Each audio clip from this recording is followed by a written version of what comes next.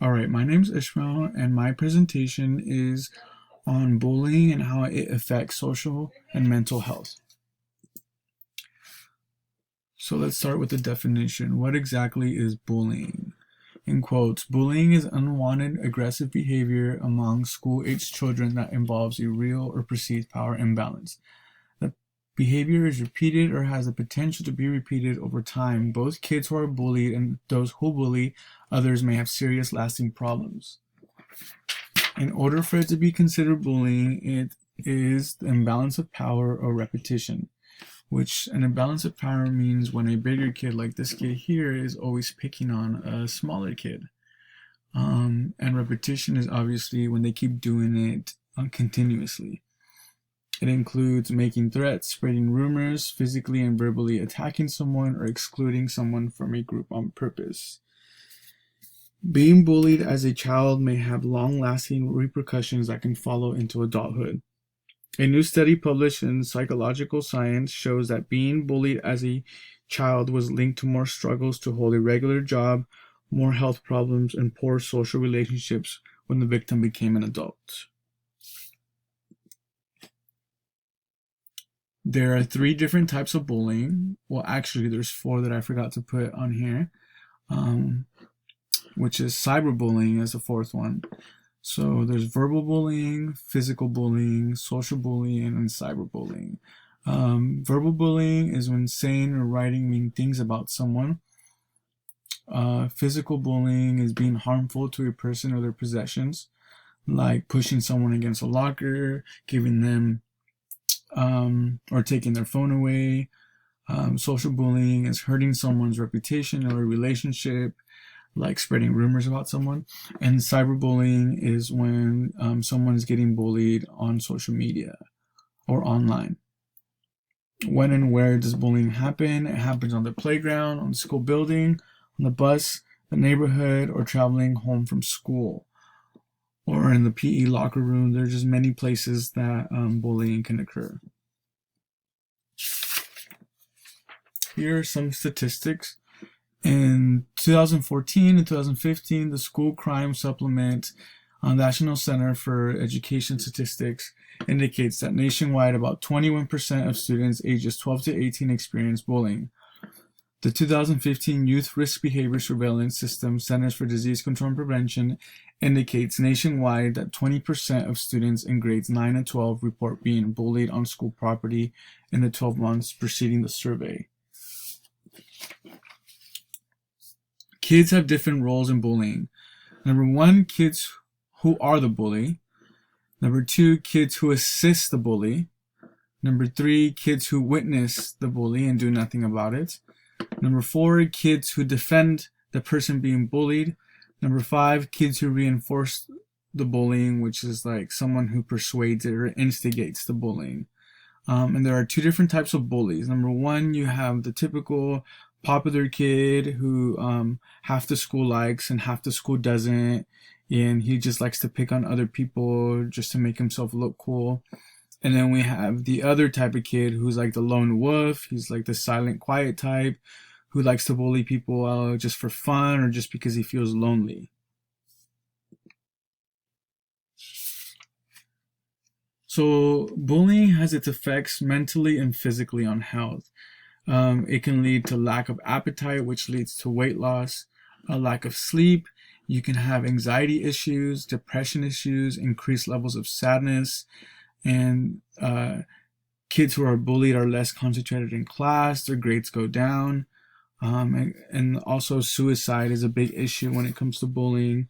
Some warning signs of suicide can include showing signs of depression like ongoing sadness, withdrawal from others, losing interest in favorite activities, or trouble sleeping or eating, talking about or showing an interest in death or dying, engaging in dangerous or harmful activities, including reckless behavior, substance abuse, or self-injury, giving away favorite possessions and saying goodbye to people, saying or expressing that they can't handle things no more, and making comments that things would be better without them.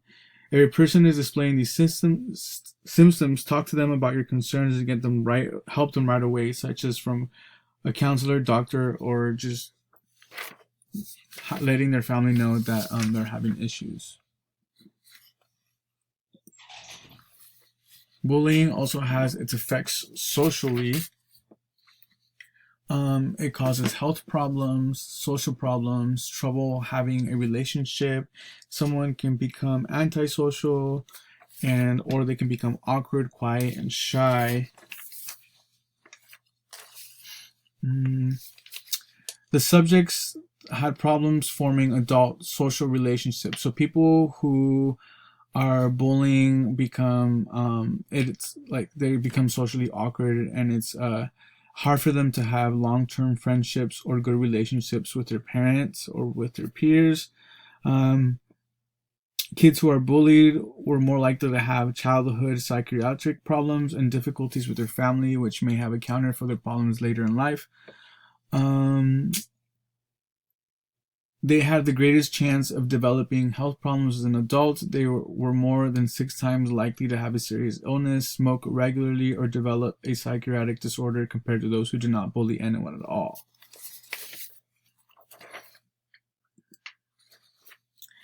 So for my lesson, my main focus is bullying in a PE class.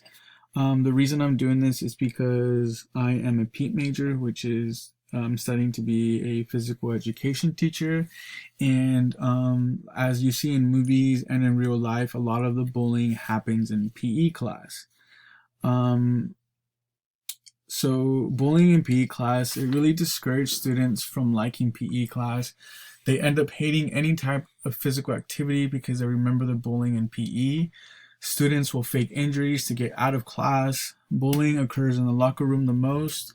Students bullied in PE are more likely to be less active in adulthood. Students who are bullied for being overweight, underweight, and lack of skills and be picked last for teams. The sporty kids were always popular, fit, and the PE teachers just always paid more attention to them, so much that they were more willing to turn a blind eye to any bullying coming from them during classes. So basically what it's trying to say is that the PE teachers typically favorite the sporty kids, and they don't really notice when the sporty kids or the well-skilled kids are picking on the less skilled kids in PE. Let's see. There's a reason kids don't want to continue to do physical education later in life. It isn't because they hate exercise, it's because they are made to feel bad about themselves and their abilities by students and teachers alike. If you were not one of the sporty kids in high school, you would know what I am talking about.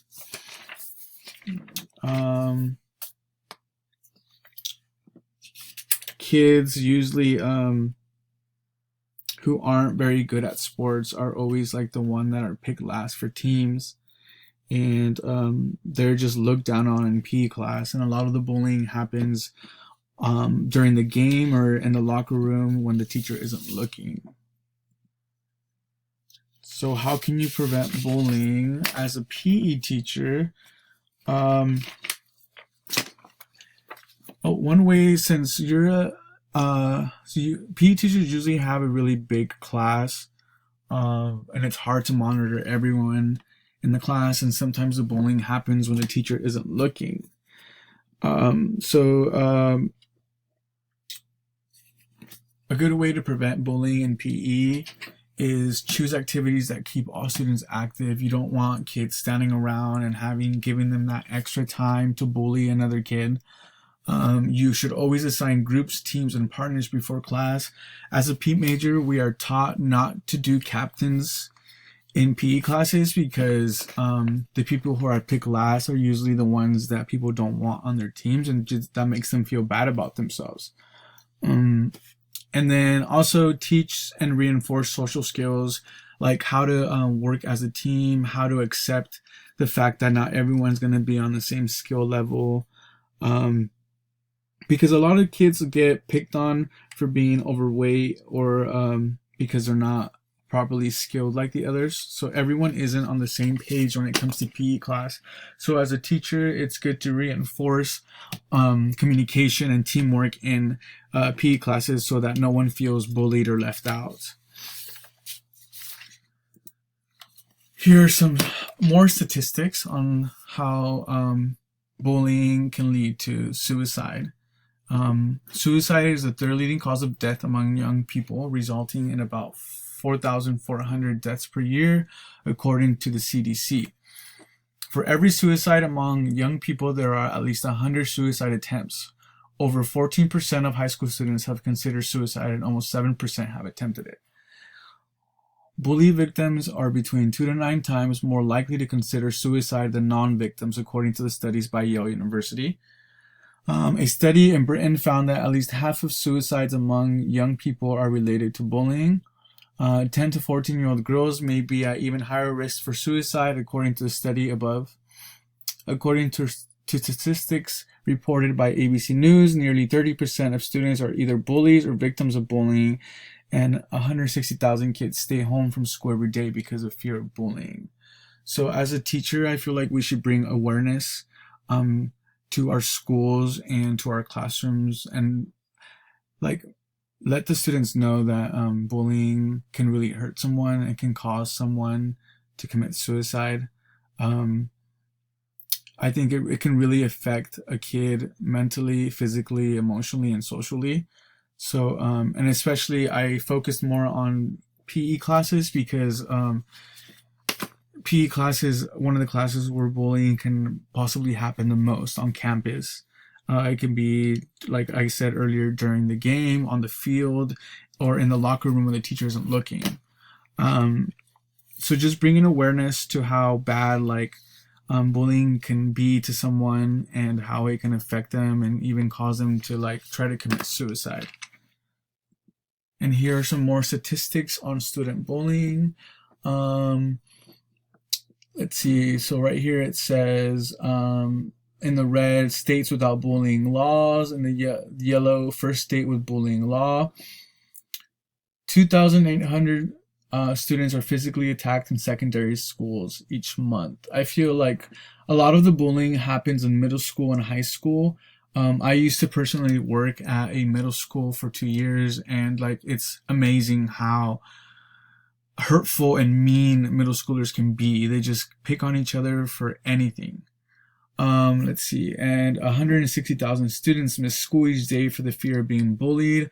They act like they're sick and they tell their parents that they don't feel good, they don't want to go to school, but in reality they're just trying to avoid being bullied by someone at school. 77% of students are bullied mentally, verbally, and physically. Cyberbullying statistics are rapidly approaching similar numbers. So bullying can happen mentally, verbally, physically, and even online. It's hard to escape bullying. Sometimes it's just everywhere. 43% fear harassment in the bathroom at school. I feel like that relates also to the locker room at school. Like I said, a lot of bullying happens in the hallways, in PE classes, in the locker room, or in the bathroom at school.